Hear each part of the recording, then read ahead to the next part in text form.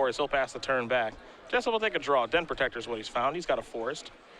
Now we'll play a copy of Satyr Wayfinder. So we'll take a look at the top 4 cards here. 1's a Death Mist Raptor, 2 is a Death Mist Raptor, 3 is a Plains, and 4 is a Forest. So that's how you build a deck right there. That is good deck building. A land for the Satyr Wayfinder, 2 Death Mist Raptors in the graveyard. Yeah. Plains is what Jessup will take. He'll pass the turn back over to the boss. This is just so bizarre to see Tom playing a deck like this. I don't like it. I don't like it. He's casting Sylvan Caryatid. I don't like what is that all about? What's next, Tom? A Siege Rhino? I don't like it. Tom's got to block here. He's bluffed in so many points of damage himself. He's got to block. It's really a point of principle. Yes. You've done this to, yeah, Tom. You've done this to so many people over the last year or so. Good block. Great block. Good block. There's a morph and a passing of the turn.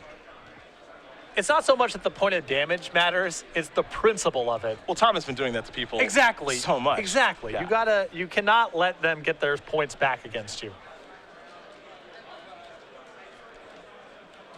A forest, a morph. It's Morph Mania here.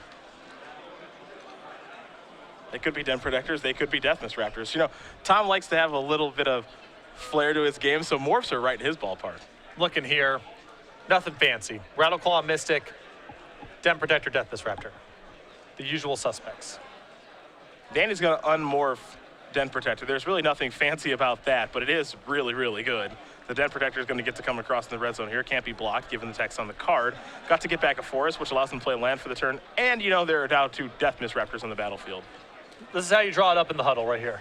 Yeah, this is a great start here for Danny. He'll scry the top card to the bottom with Temple of Malady, and he'll pass the turn back over to the boss, so we'll take a draw step. Elvish Mystic is what he's found. It's a little late to the party. See if he can work his way through these Raptors. Tom probably thinks this is so stupid. If I had a Wild Slash, I would just kill this morph. I would have been attacking him with a Foundry Street Denizen by now. I'm a little surprised that we have not seen Tom really play much of Tarka Red. That's true. I think he prefers the heroic strategy. That's fair. Maya Coast was the land for Tom. That does give him a lot of room to do his stuff. That heroic deck allows a lot of bluffing, a lot of opportunities to trap your opponent. It's Tom Ross's game. So I'm not going to do any blocking here. He'll take 9 points of damage. Looks like he's already going to work his way down to 8. It's a forest. What's next here for Jessup? If anything, he does have a Siege Rhino in hand. It's like he's going to cast that. Will that resolve? It does not appear that will be the case. Disdainful Stroke will take care of that. Now Den Protector's going to unmorph. And Tom will get back his Disdainful Stroke. Go back the boss's way. He'll take a draw. Picked up a copy of Death Mist Raptor. That's helpful. Danny's deck plays this kind of game a lot better, though. Fills up his graveyard with spells in a much easier way than Tom's does. Has more ways to mill himself over to find Death Mist Raptors. The question you have to ask yourself is, are the blue cards better or worse than the black cards? Well, you know, it's not quite that simple because you get to play a different style of deck. Elvish Mystic gets to be in Tom's deck. That's true. And Abzan can't touch that card for a variety of reasons. Here is Death Mist Raptor. Tom will pass the turn back. He's going to have to get a little bit defensive here. Jessup will draw a card. Looks like he found a copy of Windswept Heath. He's ready to come into the red zone yet again. Some blocking will take place here. Protector on Protector, Raptor on Raptor. Remember, Ross does have a copy of Disdainful Stroke in hand. Got that back from his Den Protector on Megamorphing. Jessup knows about that. And I think that Danny has another copy of Den Protector in his hand, which means he has a very easy workaround to all of this, which is simply put another Den Protector down, pass the turn, and force Tom to react. It's going to be pretty tough, too, because that Den Protector can get back Den Protector and keep this going for as long as he'd like to. I think Danny wants to kind of shift gears, get back Old Siege Rhino. Yep. Probably not happening just now because of the Disdainful Stroke, but Danny's got a whole lot of control over how he plays this game, and Tom's in this spot where if he's only playing 3 or 4 mana worth of stuff, then he probably just loses to Death Mist Raptor. And if he plays something big, then Danny has the opportunity to get back Siege Rhino, and that probably closes out the game.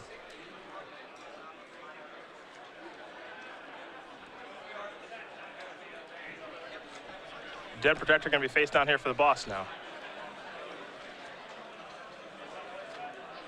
We'll go back Jessup's way. He'll take a draw. It's a Windswept Heath yet again. Danny still with Elspeth in hand. Not a great spot to deploy that just yet, though. Curious for Danny not to unmorph there. That seemed like a pretty good opportunity to get back the Den Protector. Just to apply more pressure. I just want to get Death Misraptor back and start to close out this game. Sure. I suppose the question you ask is, closing out the game is obviously nice, but the longer we go, maybe the better it is for Danny. Well, I think that he's got such a huge edge right now. He's probably favored in a late game too, but I don't feel like there's any reason to risk it.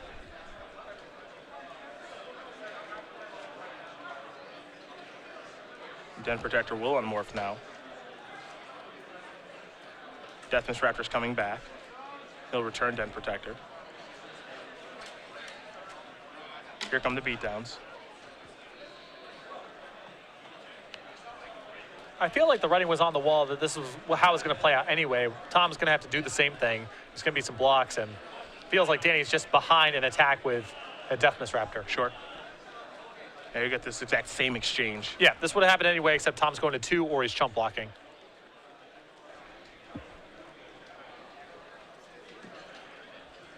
Here comes Windswept Heath.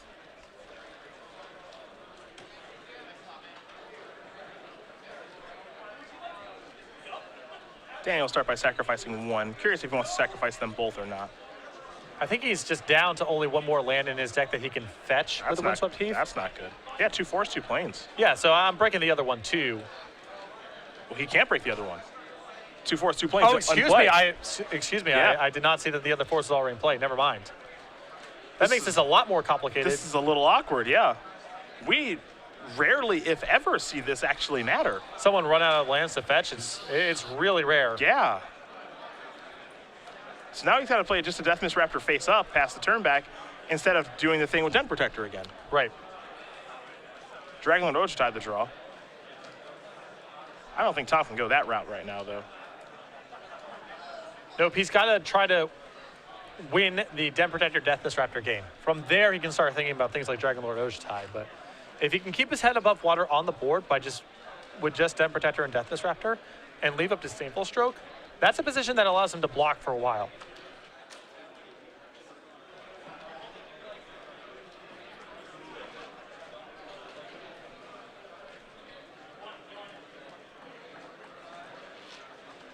See what's next here for the boss. Looks like it's going to be a Courser of Crewfix. Take a look at the top card. It's a Windswept Heath.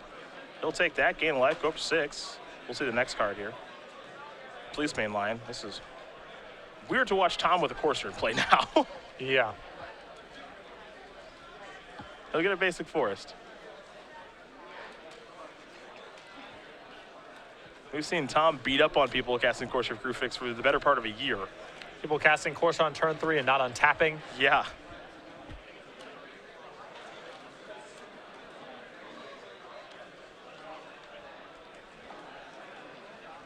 Might be a morph. There we go. It'll be Den Protector.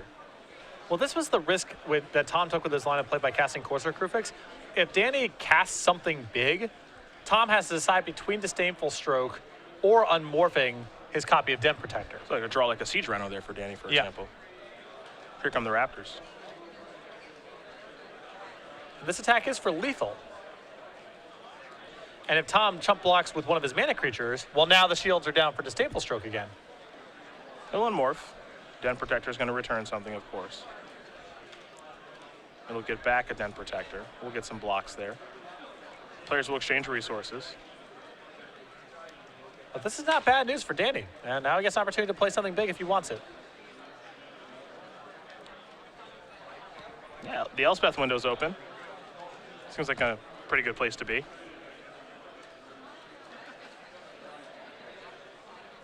And then the next turn, if Tom has the mana available to cast Disdainful Stroke, well, then you're back to Den Protector and getting back your Death Misraptors and playing underneath it. Yeah, I really like taking the opportunity this turn to resolve Elspeth. Me too. Siege Rhino is obviously a great card, but I like going the Elspeth route. I don't love going the Morph route here because there's nothing Tom can stop. There's no way for Tom to stop you from going the Morph route. But he has the ability to stop you from going the Siege Rhino or Elspeth route. So I want to take the opportunity when the shields are down to get a big spell into play. You got to be, if you're in Danny's spot, I think you have to be pretty confident that this is going to allow you to untap and kill Tom to take this route. And I don't feel like that's the case because Tom has the opportunity to play his own Den Protector, get back a Den Protector. He can keep this Death Misraptor, block your Death Misraptor stuff going for a pretty long time. Yeah. That felt like a window where Danny needed to resolve Elspeth to me. Because Disdainful Stroke is going to be pretty awkward for him to play around for the remainder of the game. And that was the big cost that Tom was willing to pay by casting Courser last turn. He's saying, I need to get Courser in play. I just need another blocker. I need to develop my mana a little bit. And as such, I'm probably going to have to put the shields down on Disdainful Stroke for one turn and hope that I can beat the leftovers. And Danny did not punish him for it. Well, Den Protector's unmorphing. Death Misraptor's coming back. Windswept Heath coming back. Boss will gain a life, given that the Courser's on the battlefield. Now it's Fleece mainline. Den Protector's going to unmorph, of course. Some cards will be coming back with it. I think it might be 3 Death Misraptors, maybe only 2. Oh, there's a third one. And going to return Den Protector. Oddly enough, as much as we have covered these matches, we haven't really ever seen this happen. You think it would happen more frequently. Yes, it's true. Well, usually someone, part of the problem here is just the Disdainful Stroke in Tom's hand. Tom's mana is jammed up a little bit because he wants to leave that up. And Danny can't just deploy one of his big cards to break the game open because it just gets countered.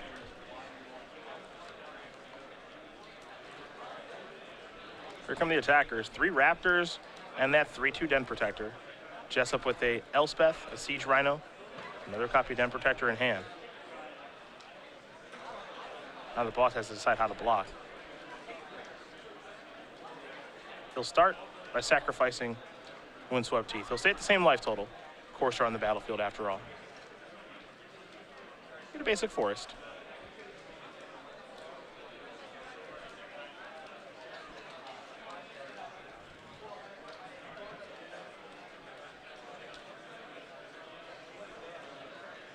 Island on top of the deck now.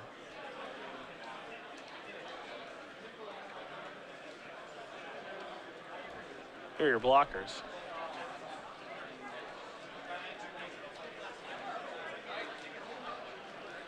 So he wants to try to get these Raptors off the battlefield. What do we have here? Valor stance to save the Fleece main line.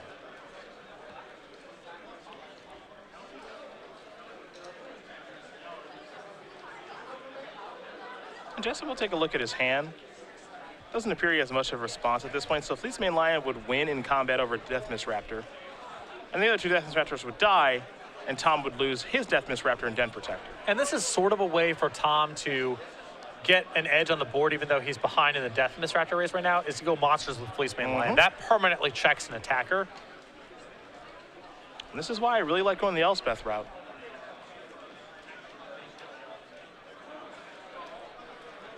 But it appears Danny's going to keep rocking and rolling, maybe with the Den Protector plan, and he will.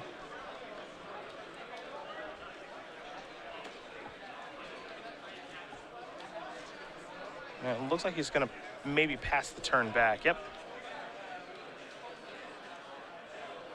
So to Tom we go. Islands to draw, Flooded Strand on top of the deck. And Tom is also out of lands to fetch. Drew the island, now Flooded Strand on top. He's got 2 planes and an island in the deck. What kind of weird game are we playing here? The first time we've really seen Death Misraptors just run into each other over and over again via Den Protector. The first time we've seen, that I can recall in a long time, one player running out of lands to fetch for. Now both players have run out of lands to fetch for, and it's come up. They both have a Windswept Heath and a Flood Strand they can't use. It's funny to think if either player knows that. You know, you assume that, okay, you have a Windswept Heath in play, that's a land that will eventually tap for mana. The same thing can be said with the Flooded Strand on top of the deck. Dragonlord Ochitai is here. Little unmorph. Little counter there. Death Misraptor's here. Siege Rhino back to the grip.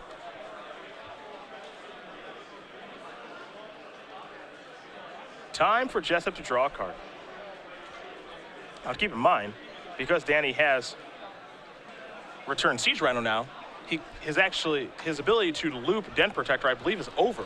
But the upshot is that he now has 2 Siege Rhinos in hand that he can cast. Yes. So all he needs to do is connect with one of them, one of the 3 power creatures coming across right here, and force Tom to tap out in combat. That seems likely to happen. And then the Siege Rhinos can get it done. Correct. 5 creatures coming across. They're all 3 power. 3 Deathmist Raptors, 2 Den Protectors. He needs to connect with one creature or get Tom to tap out. It seems like Tom is going to tap out here to go monstrous, and Danny can wrap up the game post-combat. There are all the blockers. Tom will tap out. May Fleece, Main Lion, indestructible. Bunch of creatures going to trade in combat here. Danny will play a land. Now it's time for the Rhino Brigade. He'll play 2 of them. Wants to make sure he's got the right mana for both. There are the 2 Rhinos, and that's going to get the job done. Danny Jessup's going to win game 1 here over Tom Ross. Abzan Megamorph up a game over Bant Megamorph. Elspeth, unnecessary that game. Took a little while for Danny to finally be able to convert it into a kill, but that Satyr Wayfinder broke open the game. That game was largely determined on turn 2 there. Danny milling over a couple of Deathmist Raptors, had a lot of Den Protectors to go along with it. Tom had his own interaction in the same space, but it just took a while for Tom to get it going, and all the damage he took trying to stabilize the board, it added up, and Siege Rhinos finished it off. To the sideboards we'll go. We'll go with the boss and his Bant Megamorph deck. 2 copies of Elspeth Sun's Champion, a Jermoka's Command, 2 copies of Disdainful Stroke, 3 copies of Hornet Nest, a Glare of Heresy, 3 Mastery of the Unseen, 2 Plummet, 1 copy of Valorous Stance. I think you're going to see the Elspeth Sun's Champions coming in this matchup, very powerful against Abzan decks. I think the 2 copies of Disdainful Stroke will come in as well, giving Tom a full play set of that card. Past that, I think Glare of Heresy, Valorous Stance, and Mastery of the Unseen are all reasonable cards. May not necessarily come in, but reasonable candidates.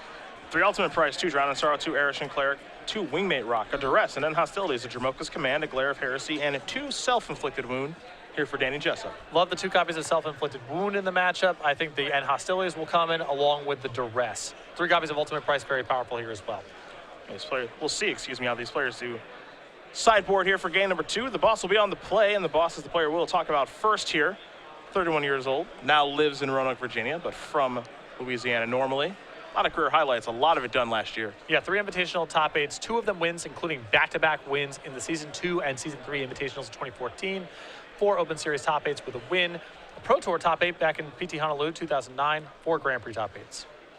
Used to parkour, can still do backflips. 5-time Louisiana State champion. And if you follow Tom on social media or Todd Anderson, I actually got to watch them play in a Mortal Kombat tournament that was hosted in Roanoke on Twitch. Really? Todd lost in the finals. Good run. Yeah.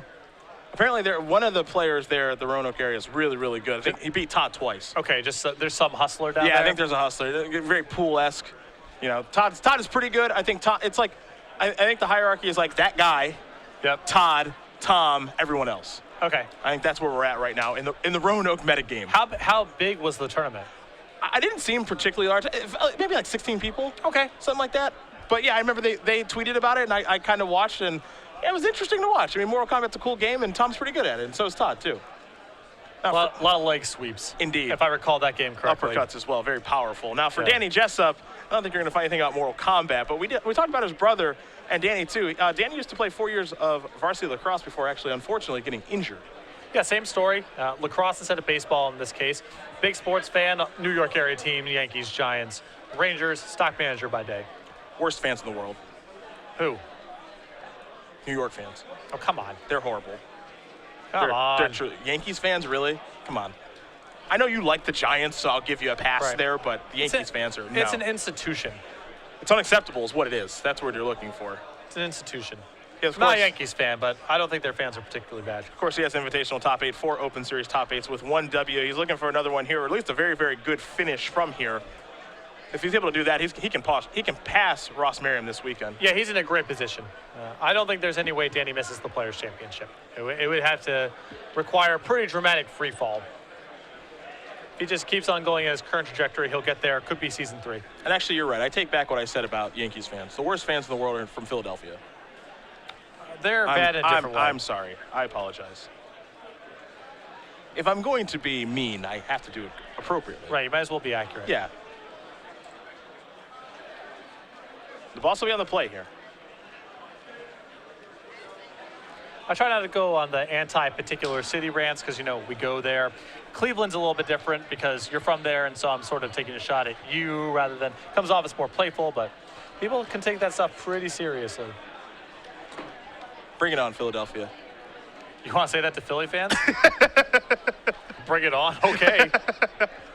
You're a funeral, dude. It's me versus the entire city of Philadelphia. As long as I can still go to the Reading market, we'll be fine. Yeah. If you want some D-cell batteries chucked at you at the next Open in Philly, we go back there this year. I mean, it's your funeral, dude. I think I had that weekend off. A Temple of Plenty here from the boss. That's how he started the game. That's his second turn as well. Now he's got an Elvish Mystic, pass the turn back over to Jessup. Just a Temple of Malady so far for Danny. Now he'll play a Thoughtseize. He's getting an idea of what Tom's working with. 2 Death Mist Raptors, not going to take those. Den Protector, another Elvish Mystic, and really the only way you can poke a hole in this hand, I would argue, is the Master of the Unseen. Well, you get to go after Den Protector here. That's the other option, I think.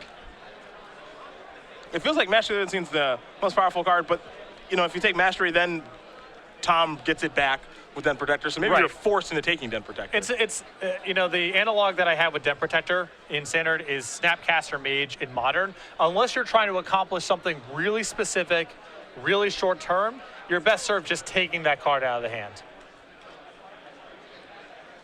See what Danny does decide, because I don't think you can select Death Mist Raptor. If you're no, Death Mist Raptor's off the table.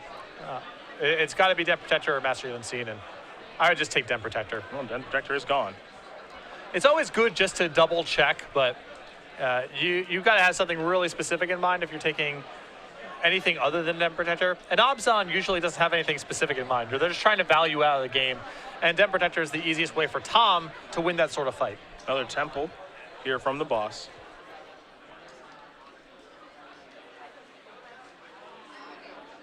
See where that top card's going to go. Looks like it was a Windswept Heath that's going to stay on top. Now there's a Master of the Unseen, an Elvish Mystic, and pass the turn back. So a good start here for the boss. Jessup will draw a card.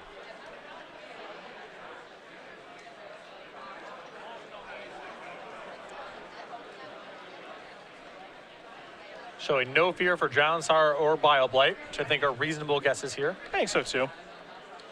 Death Mist Raptor, pass the turn back. Might be settling in for a long one here. Yep.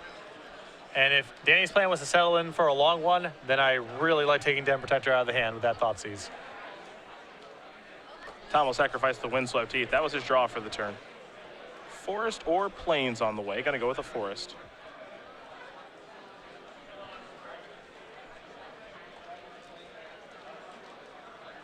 Couple Raptors, pass that turn back. Looks like Ross is empty-handed at this point, so now he gets to start using the Mastery. Yep. Jessup with just a land that enters the battlefield tapped there in Sands Up Citadel. No attack with his Raptor, so all he can do is pass the turn back. Didn't get a great look at Ross's draw step. And it looks like Danny has brought in his copies of Wingmate Rock, which is a way for him to steal this game if Tom's plan is really slow. If Tom's trying to drag this game out, you know, Master of the Unseen and Death Mist Raptor and attack here and gain some value there, if Danny's able to just resolve a rated Wingmate Rock, Tom may not have a good answer. Here's a Hero's Downfall. That'll take care of a Death Mist Raptor. I suppose the question is for how long? Well, I think that Danny's plan here is just to buy himself a little bit of time to be able to attack this turn safely, raid a Wingmate Rock, and then Tom's game plan of Master of the Unseen maybe just be too slow. Well, what's important is that you have a game plan. Yep. And he certainly has a game plan because there is Wingmate Rock. He's going to the skies. Keep in mind, these Wingmate Rocks are in the sideboard. And part of the reason that he can afford to do this line of play is that Tom is without blue mana. I mean, he's empty-handed also, but if Tom had any sort of hand left over, this plan would be really risky in the face of Disdainful Stroke, but he knows the coast is clear. And flying is a way for Ross to really run away with this one. Now Elvish Mystic's going to be unmorphed, and Master of the Unseen will trigger. And now Death Mist Raptor will come back. So we're in a bit of a racing situation here. These life totals are certainly going to fluctuate quite a bit. Yeah, Tom's got a really good shot in this game as long as he keeps on using Master of the Unseen and getting to creatures he can unmorph. Then he's got a good shot. Gains a lot of life that way. But if he's just hitting over 2/2s, I think Danny can power through that.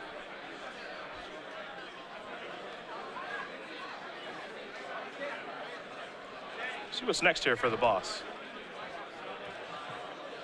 He is at 21, Jessup at 15. Just one Raptor going to come in. A Windswept Heath passing the turn. Still no blue mana here for Ross, but that was mana source number 8. Yep.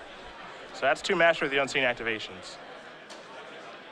Jessup going to come into the red zone with Wingmate Rock and the token. Look at a trigger from Wingmate Rock, gain a little bit of life, and it appears as though 6 damage will occur. There's a Temple here from Jessup. Take a look at that top card, becomes the bottom card now. And now a Siege Rhino. So Jessup going to go up to 17. Ross going to go a little bit lower, down to 12. Now Ross will sacrifice that land. Go down to 11. I'm sure he wishes he could get blue, but he'll have to get a forest. I do wonder in this racing situation if it was appropriate for Tom to sacrifice that land. There is an Urborg on the battlefield. It's a minor thing, but every point could matter right now. The thing is, the value of hitting creatures is so high. Yes, he takes a point of damage, but if that makes him fractionally more likely to hit a creature, and a creature's worth, you know, how much life are we talking, 7 or 8 right now? Starting to become a lot. I think it's a reasonable roll of the dice. Okay. 2 manifest creatures out there, 2 Death Mist Raptors, 3 Elvish Mystics. Finding creatures is a big deal right now. Does make you wonder how big of a deal it is for Ross to find blue mana at this point, still without it for his Bant deck. Really, I think he can win the game on the board right now, assuming that Master of the Unseen reveals creatures he can unmorph. He gains a lot of life. The problem is that if he misses, he's going to die pretty fast. Danny's got a good clock over there. Here comes Death Mist Raptor. Jessup, no interest in blocking. He's down to 14. The boss will pass the turn back. And that, to me, represents some degree of weakness. I feel like if Tom had a creature down there he could unmorph, we would have seen the second Death Mist Raptor come in. Sure. Because he just can't afford to attack in that spot. And he gets it back for free also. Elspeth and a couple Rhinos in Jessup's hand right now. He'll start by attacking with Ringmate Rock and the token.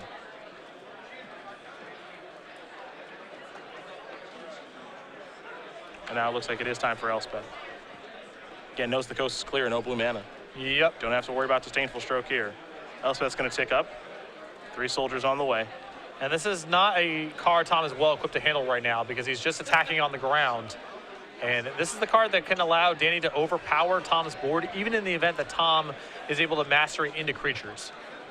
There's Manifest number 3. Here comes Manifest number 4. Again, it's unclear if any of those are creatures. I'm sure we'll find out soon enough because Ross is facing lethal next turn. Yeah.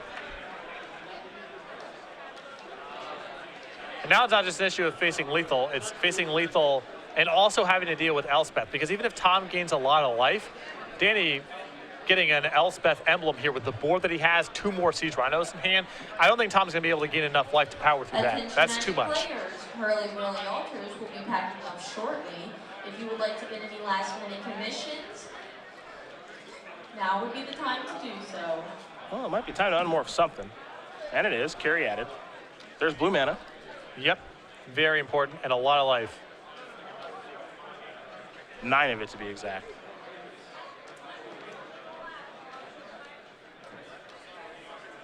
So a good start there for Ross.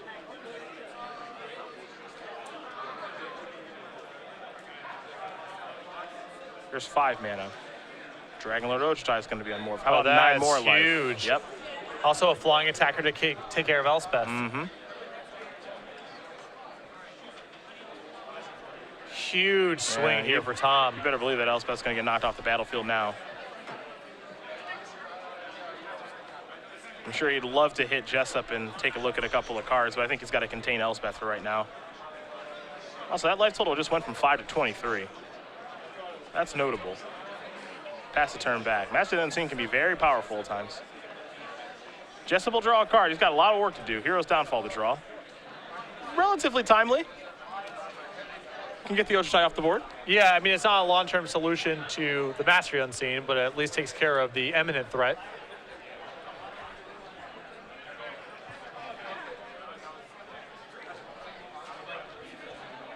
Here comes Wingmate Rock and Friend. A little life gain trigger.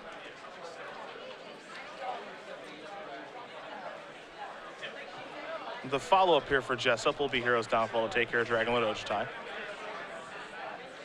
And now we go back Ross's way. The boss at 17, Jessup at 18. But this board is cluttered, to say the least. It's unclear who's even ahead right now.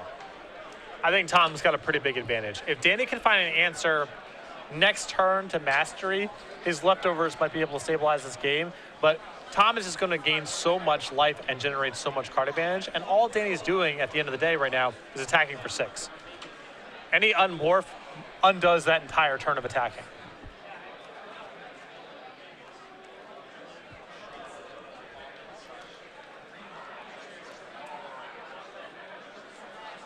So Tom in hand has 1 copy of a Johnny Steadfast.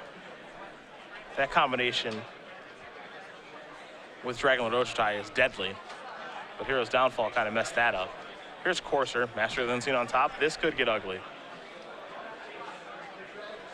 You may be wondering, why does this get so bad? Well, Tom already's got 1 Mastery, but the second one means it gets to double the life that's gained. I think that Tom may not even worry about taking that as a draw step because just grinding over 2/2s is more impressive. Okay. Maybe you're right. Maybe that's just so powerful right now that he keeps it. It's a lot of life. It is a lot of life. There's a morph. I mean, we saw this when we covered Grand Prix Miami. When you kind of get this going, it's really tough. Now, that's actually a pretty big draw there from Jessup in Dromoka's command. It's a way to solve some of the problems that are taking place right now. And I think that Danny cannot cast it right now. What he needs to do is hope that Tom decides to make the Mastery of Unseen a creature, and then he can take care of the other Mastery, and then he's good to go. A little surprised there. It looks like a concession by Jessup. A little surprised by that. I would at least have taken your turn there to attack, cast your Rhino, and say go. If Tom manifests the Mastery of Unseen on top of his deck, you got a shot.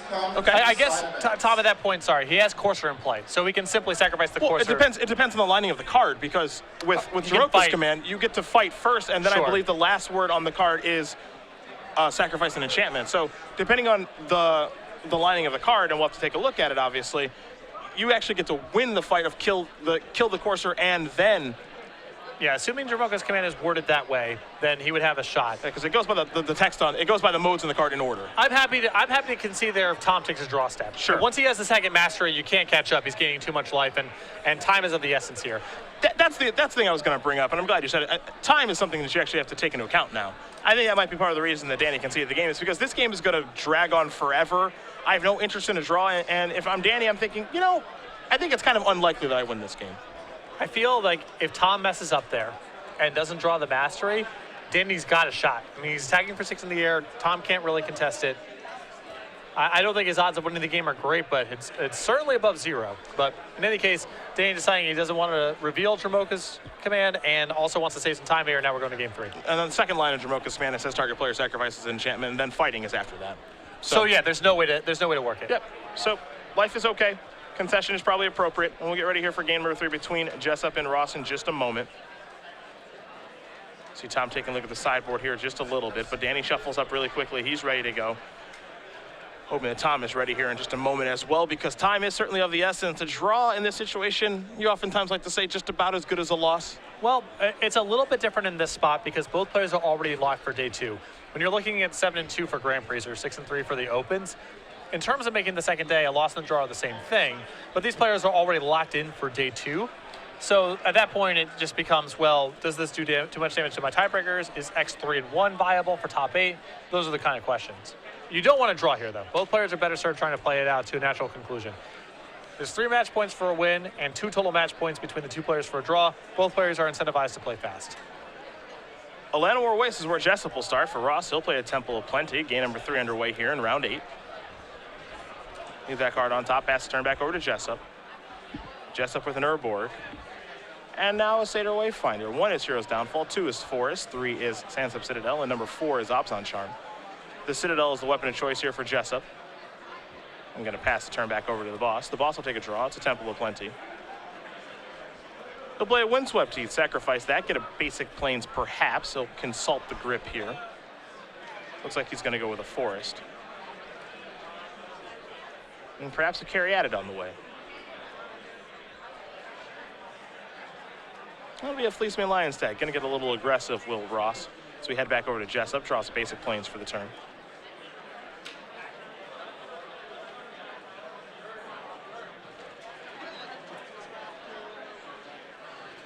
There's a self-inflicted wound. Good answer to the Fleeceman Lion. And now an attack for 1. Probably finish things up with that Sandstep Citadel. And pass the turn back over to Ross. Yavimaya goes to draw here for the boss. Now here's Death Mist Raptor. Jessup will untap and take a draw. We'll see what his 4th turn yields. Did draw a copy of Corsair Crewfix. Not a bad time to find that. Temple will allow Jessup to take a look at the top card. Now here's Nobzon Charm to exile that Death Mist Raptor. Attack for 1, pass the turn back. If Nobzon Charm wasn't good enough, the popularity of Death Mist Raptor puts that card over the top. That's a 4 of. That's so good to get back with Den Protector. So good in opposing Den Protector Death Mist Raptor matchups. Yeah. Temple's going to leave the top card on top. The boss will play a Morph, pass the turn back. Could be Den Protector. Could be Death Mist Raptor, honestly. Jessup drew a card for the turn. Looked like it was a copy of Den Protector for him. Here's 3 mana. He'll play a Corsair. Take a look at that top card. It's a Death Mist Raptor. Only 1 land in hand right now for Jessup. Looks to be a basic plains. See the Wayfinder in hand as well. Yep. Nice to put that Raptor in the graveyard if he wants to. Den Protector already in hand. And he's going to take the opportunity to do that. So there is a Satyr Wayfinder. There goes a Raptor. They get 2 Raptors, a Den Protector, and a Satyr Wayfinder. On top of the deck, he has a land. That'll be the draw for next turn. That looks like a miss. It is not. Not even close to a miss. Death Mist Raptor, 2 Death Mist Raptors on that reveal definitely counts as a hit.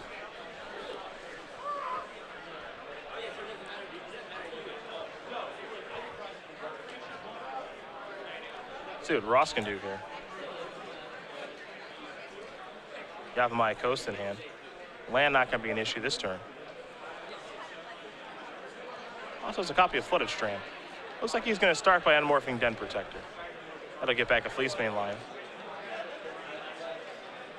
Here comes the attack. No good blocks to be had here, of course, due to the text on Den Protector. There's Fleeceman Lion. Here's Flooded Strand from Ross. Pass the turn back over to Jessup. Lattimore waits to be the draw here for Danny. We're all tied up as far as life totals are concerned. No, apparently Danny is actually at 16. Well, it looks like Danny's ahead so far this game. Yep. And Wingmate Rock is not a bad card to reveal. Not bad to pair with all those Death Mist Raptors that are about to be coming back. Indeed. Murderous Cut in Jessup's hand as well right now. That one could be nice. With Wingmate Rock on top of the deck, there's an incentive here for Danny to get pretty aggressive. He can just take care of Fleeceman Lion, have enough mana left over to play Den Protector face down, and get back whatever he wants to. Attack for 4 this turn. You don't got to sell me on getting aggressive, man. I don't mind dialing it up with Wingmate Rock on top of the deck. You don't got to sell me one bit. Curves out perfectly. He even has the requisite graveyard here to get back Murderous Cut and cast it again on the cheap. Ross going to sacrifice his Flooded Strand. Look at a basic plains.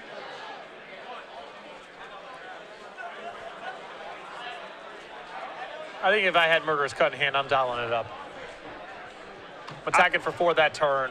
Getting back the Raptors. Yep. Kill your Fleeceman Lion, get back the Raptors with the Unmorph, get back my Murderous Cut. I've got Wingmate Rock on top of my deck. I'm feeling pretty good about things. Yeah, that's where I'm at too. I'm going to turn up the heat. Yeah, I do. And Jessup's going to play a little more cautious. Here's an Elvish Mystic.